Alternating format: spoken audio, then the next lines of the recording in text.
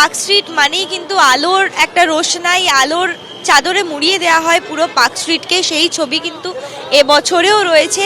এই আলো দেখার জন্যই কিন্তু বছরের শেষ দিনেও এখানে কিন্তু মানুষ ভিড় জমাচ্ছে তাদের কাছের মানুষদের সঙ্গে।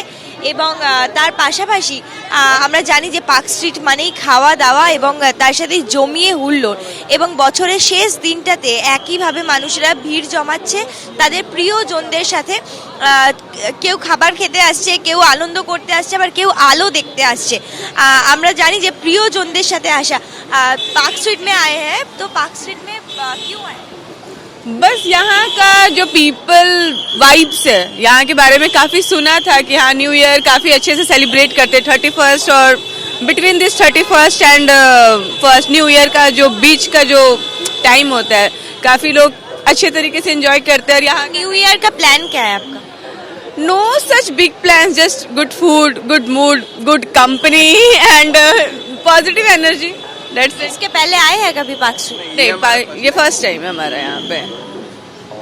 দেখতেই পাচ্ছ যে তাদের প্রিয়জনদের সাথে কিন্তু পার্ক স্ট্রিটে এসছে শুধুমাত্র এই ভাইবটাকে উপভোগ করার জন্য, এনজয় করার জন্য এবং আলো দেখার জন্য। যে আলো দেখার জন্য কিন্তু সকলেই আসে কলকাতার নানান প্রান্ত থেকে এবং কলকাতার বাইরে থেকেও। আজকে বছরের শেষ দিনে শীত বাড়ছে, কিন্তু তারপরেও কিন্তু মানুষেরা ভিড় জমাচ্ছে এই বছরের শেষ দিনটাকে তাদের স্মৃতির পাতায় ধরে রাখার জন্য।